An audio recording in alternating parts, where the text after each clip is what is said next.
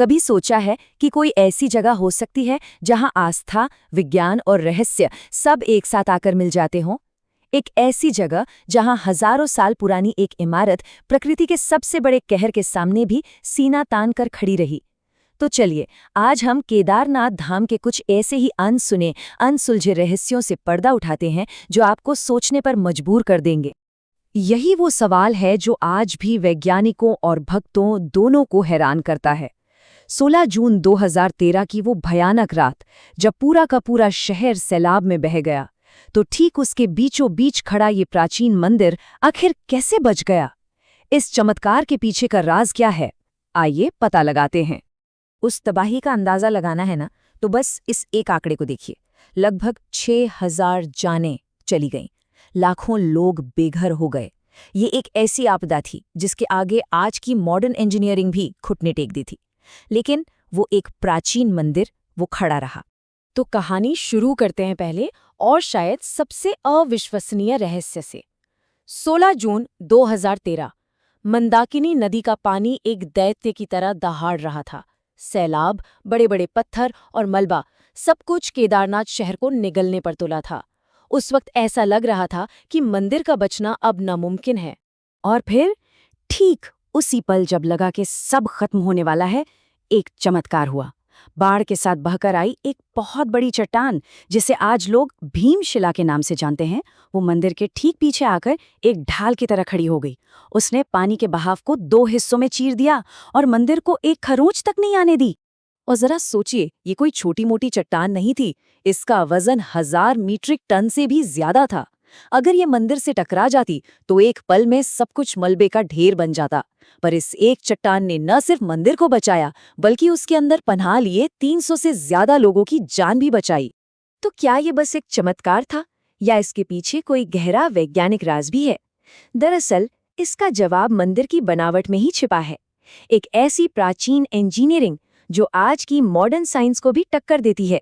इसे कहते हैं इंटरलॉकिंग तकनीक। मतलब बिना सीमेंट या किसी मसाले के सिर्फ पत्थरों को ऐसे काटा गया है कि वो एक दूसरे में किसी पजल की तरह फिट हो जाएं।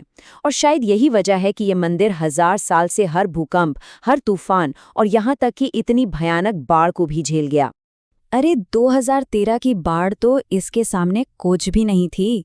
इस मंदिर ने सदियों से ऐसी ऐसी मुसीबतें देखी हैं जो किसी भी इमारत को मिट्टी में मिला दें। कहते हैं कि इसे पांडवों ने बनाया था, फिर 8वीं सदी में आदि शंकराचार्य ने इसे दोबारा बनवाया।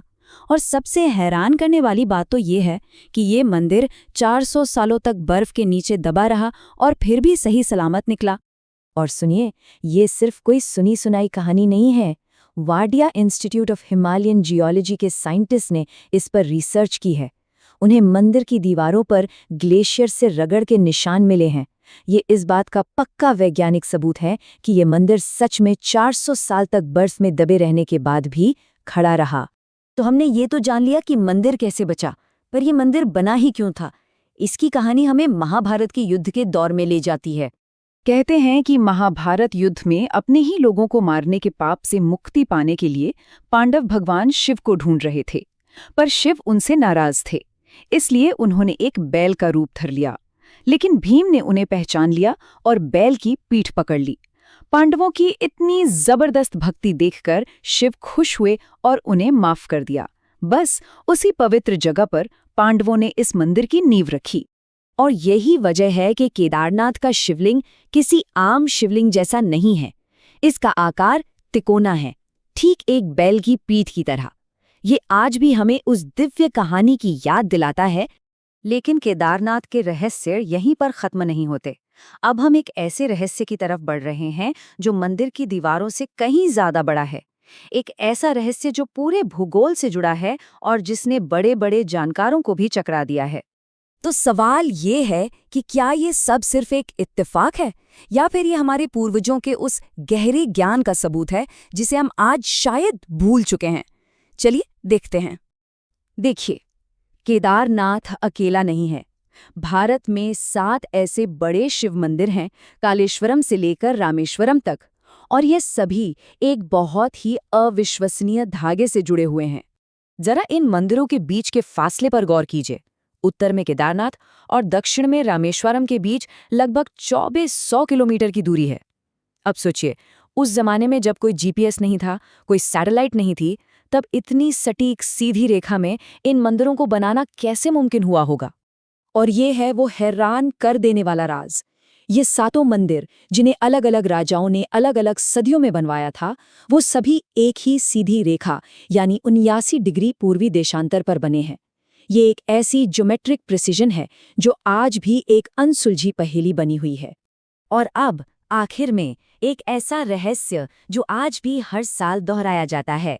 जब सर्दियों में मंदिर के दरवाजे बंद होते हैं, तब एक ऐसा चमत्कार होता है जो हमारी समझ से परे है। ऐसी मान्यता है कि केदारनाथ की पूजा कभी रुकती ही नहीं है। गर्मियों के 6 महीने हम इंसान पूजा करते हैं, और जब सर्दियों में भारी बर्फ की वजह से मंदिर बंद हो जाता है, तब कहते हैं कि देवता खुद यहाँ आकर भगवान शिव की पूजा करते हैं। और फिर होता है सबसे बड़ा चमत्कार, अखंड ज्योति। हर साल सर्दियों में मंदिर के कपाट बंद करते वक्त एक दिया जलाया जाता है, और 6 महीने बाद जब दरवाजे खुलते हैं तो वो दिया ठीक वैसे ही जलता हुआ मिलता है, बिना ऑक्सीजन, बिना तेल के। 6 महीने तक एक दिया आखिर कैसे जल सकता है, इसका जवाब विज्ञान के पास भी नहीं है। तो क्या ये सब हमारे पूर्वजों की कोई एडवांस इंजीनियरिंग थी, या कोई दैवीय शक्ति का हाथ, या फिर ये सब बस इत्तेफाक है? केदारनाथ का हर एक पत्थर एक सवाल खड़ा करता है, और इसके रहस्य आज भी हमारी सोच की हदों को चुनौती देते हैं। इस बारे में आपकी क्या राय है?